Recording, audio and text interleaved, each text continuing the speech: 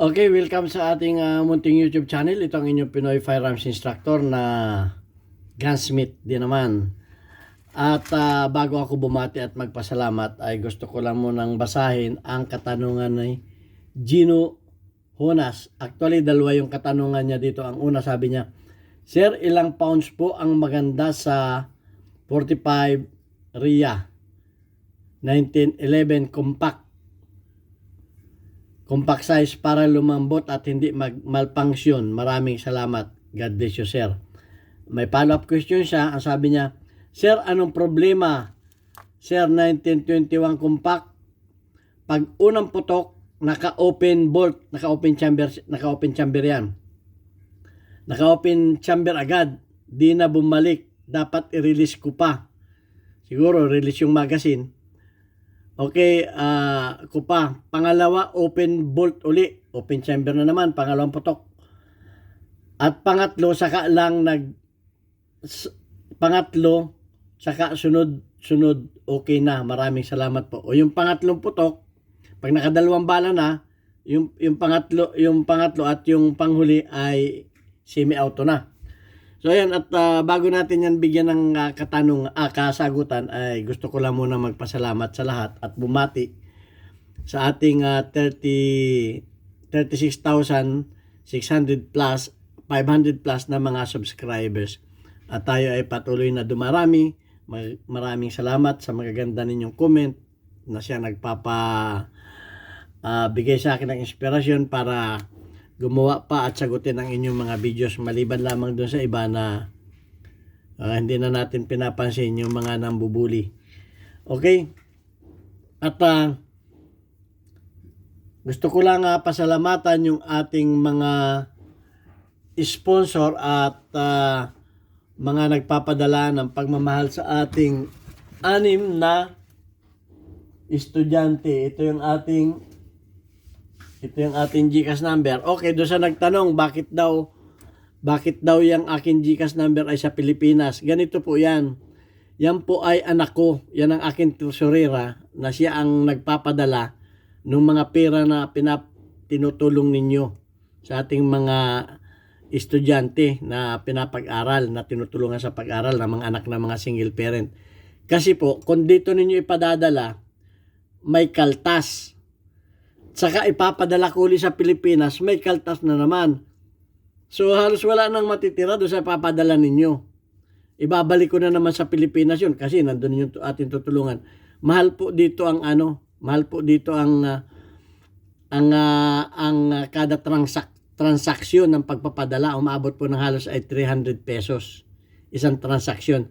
Ay kung magpapadala kayo ng halagang 300, ay di pan-transaction lang yon. O ay di sayang ba kahit pa 100 lang yung padala ninyo, hindi ko nagagastusan ng pagpapadala yon. So ganun po yon. Kaya ang nakalagay diyan ay GCash ng aking anak sa Pilipinas para hindi ko na ibalik yung pera sa Pilipinas. Okay, ganun po yon. Yan po ay anak ko yan, tresurera ko. Yan, at pupunta na tayo sa ating mga sponsor na nagpapadala ng pagmamahal sa ating mga 6 na mga estudyante. Dahil tayo po ay charity vlogger, ang priority ko po talaga ay pagcha-charity. Gumawa lang ako ng YouTube channel para hindi ko na gamitin yung mga beneficiaries natin. Gawa ng content upang tayo ay magkapira sa YouTube. Ang kinikita po natin sa YouTube ay binibigay po natin sa ating mga estudyante na ating mga beneficiaries. Ayan, at magpapasalamat lang tayo kay Alfredo Isidro, Ordosipay ng Las Piñas, kay Architect Arnela Salvador, kaibigan ko dito sa Kuwait, at yung kaibigan ko sa Saudi Arabia, si Jubil Platon. Maraming salamat at ikaw ay nagpalipad doon sa ating doon sa ating live videos. Okay, naayos ko na po yung ating super chat sa ating mga pag tayo ay pwede na po kayong magpadala sa ating super chat pag tayo ay may mga videos na ina-upload. Okay? At gayon din kay kay Umbet na mekaniko ng Kia Motors dito sa Kuwait, at kay Anthony Evangelista. Yung pong pinadala nyo ay natanggap na ng ating estudyante, at may mga videos tayo na nagpasalamat na sa inyo at dinagdagan ko na para sumapat yung padala ninyo. Ngayon din kay Adrian. Ayaw magpakilala si Adrian. Tawagin na lang natin si Adrian. Okay. Anthony Evangelista ng Pasay, thank you very much. Okay. Ang sabi niya, ilang pounds po ba ang maganda sa Rock Island?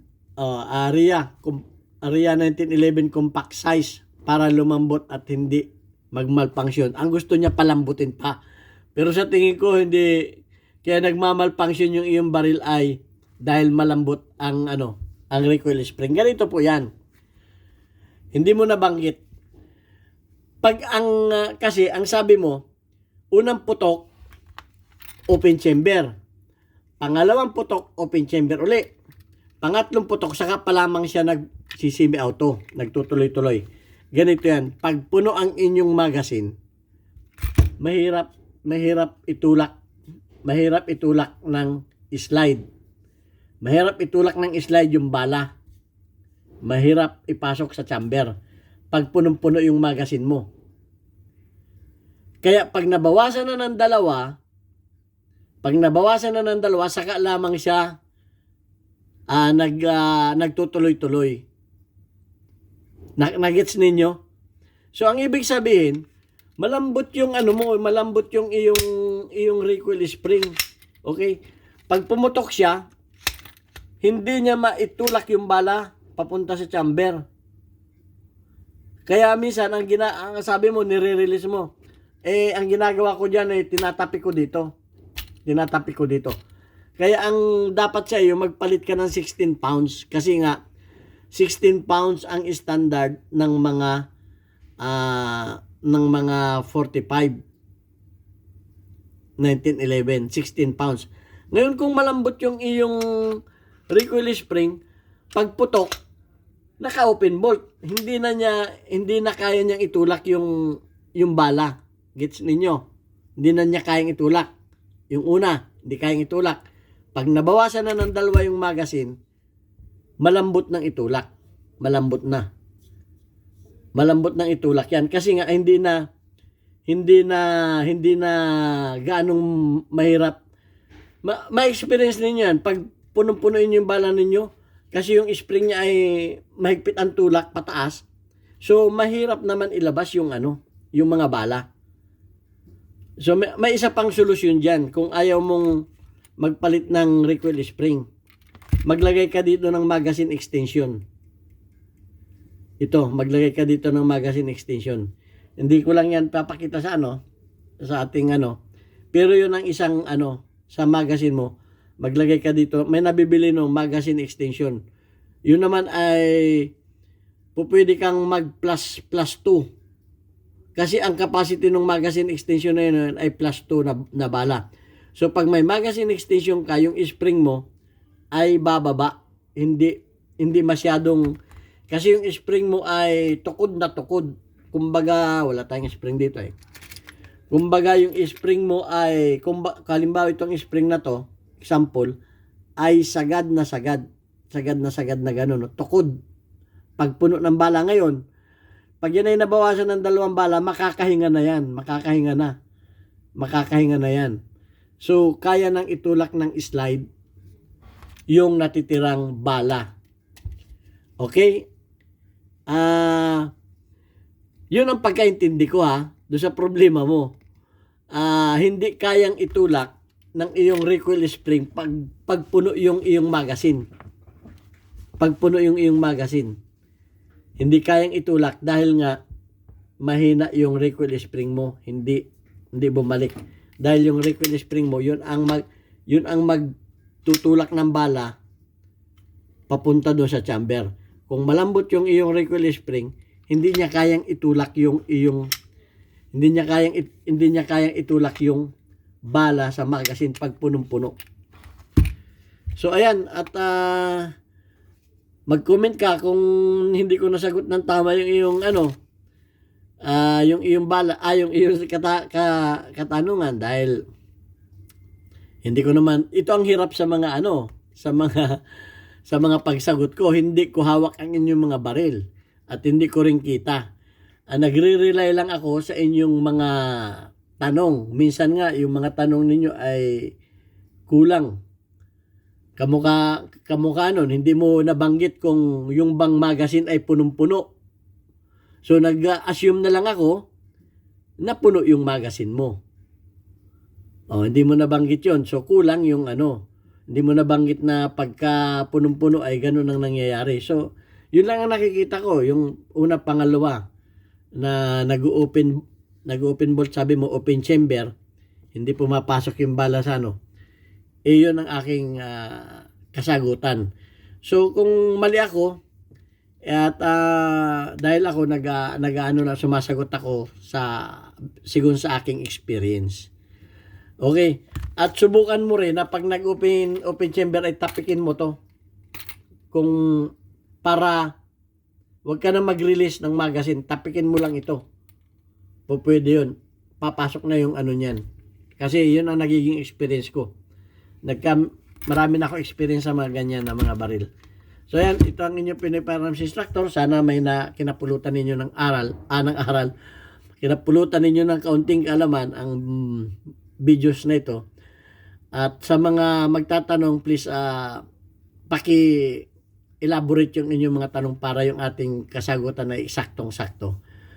So ayan, at magtanong lang kayo. Iwasan po natin na tayo ay yung nambubuli sa akin.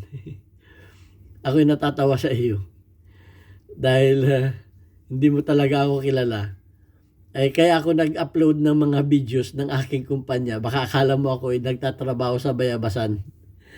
Okay, ayan, at iwasan po natin na tayo ay magmangmaliit ng ating mga kapwa Pilipino. Dahil ang mga OFW po na mga Pilipino ay sinasaluduhan ng ibang lahi dito sa abroad. Yan lamang masasabi ko sa inyo.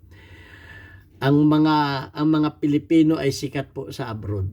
Sa lahat ng mga lahi, pinagmamalaki ko ang lahing Pilipino dahil yan ang pinakamagagaling na mga expat tawagin. Dito sa Middle East, pag sinabi kang Pilipino, mataas ang tingin sa iyo dahil alam nila na ang mga Pilipino ay maayos magtrabaho. Yun lamang ang may pagmamalaki ko sa aking sarili. At sa mga hindi bumibilib sa kapwa Pilipino niya ay mag-isip-isip po kayo, mag-abroad rin kayo. Huwag kayong bumilib doon sa mga Amerikano na puro lang ang pinagsasabi, puro mga content na pinagkopya-kopya lang kung kani-kanino. Wala po ako nakita na YouTuber na gumagawa ng baril na ang kino-content ay mga tanong ninyo at mga problema ninyo. Yan lamang po masasabi ko sa inyo. At sumasagot ako ng impronto doon sa mga nagmamaliit sa akin. Dito na po ako nakalbo. Ayan, ito po ang inyong Pinoy Firearms Instructor. At maraming salamat po doon sa mga pumupuri sa akin at nagbibigay ng lakas ng loob para ipagpatuloy ko ang YouTube na to. At nakakatulong naman tayo sa ilang mga estudyante na nahirapan ang kanilang mga single parent. Yan lamang po aking masasabi. At God bless you all. At shout out doon sa aking idol na babae na napakagaling gumawa ng baril. Ang sabi niya, hindi daw makapaniwala yung tito niya na dito sa ating YouTube channel siya natuto. Chinchin Gutierrez ng Benguet. Na kahit yung kanyang tito ay bumilib sa kanya. Dahil nga ako'y natutuwa na may natututo dito sa ating YouTube channel. At ito ipagpapatuloy ko dahil ito ang aking sa buhay. Yung ibigay ko ang aking maliit na kaalaman dahil ako'y matanda na. Pag ako'y nag-retired at ako'y nawala sa mundo, nandiyan ang aking YouTube channel. Okay, ito ang inyong Pinoy Firearms Instructor. God bless us all. Thank you very much. Hanggang sa muli natin mga videos.